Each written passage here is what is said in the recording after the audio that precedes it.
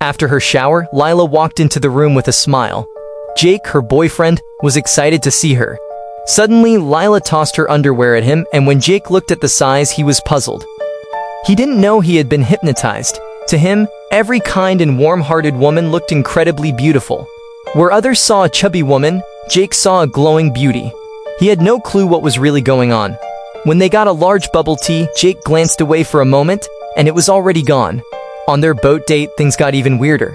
Lila, who seemed thin to Jake, picked him up like he was light as a feather and leaped into the water, causing a splash so big it looked like an explosion. At dinner, her chair broke under her weight, but Jake angrily blamed the restaurant for using cheap furniture.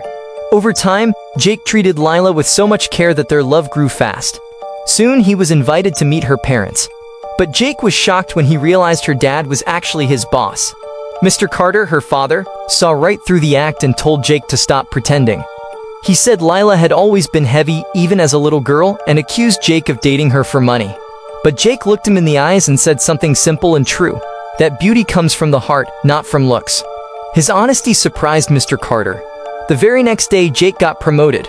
He was so happy that he told everyone he'd be marrying Lila next month. People were stunned.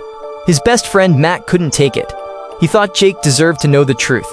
Matt went to find Tony, the man who had hypnotized Jake, and got the secret words to break the spell. When he said those words to Jake over the phone, everything changed. The woman Jake had just seen as stunning now looked completely different. He turned around and saw a heavy girl sitting there. It was Lila. Matt showed up and explained everything. Jake was shaken. He finally saw the truth, but instead of clarity, he felt even more confused. He didn't know how to face Lila. He started avoiding her, ignoring her calls. Even when she came to see him, he looked away. When their neighbor, Emily, flirted with Jake and held his hand, Lila happened to walk by and saw them. Later, they ran into each other again, but Jake acted like she was a stranger. Lila was crushed.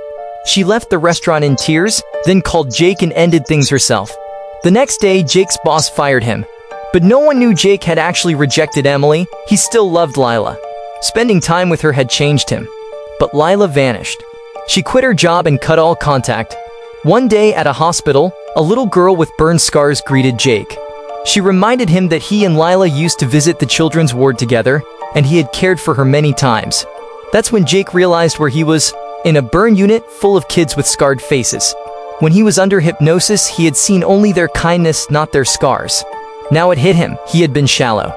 Finally understanding what truly mattered, Jake went to find Lila. And when he did, he told her from the heart that he still loved her.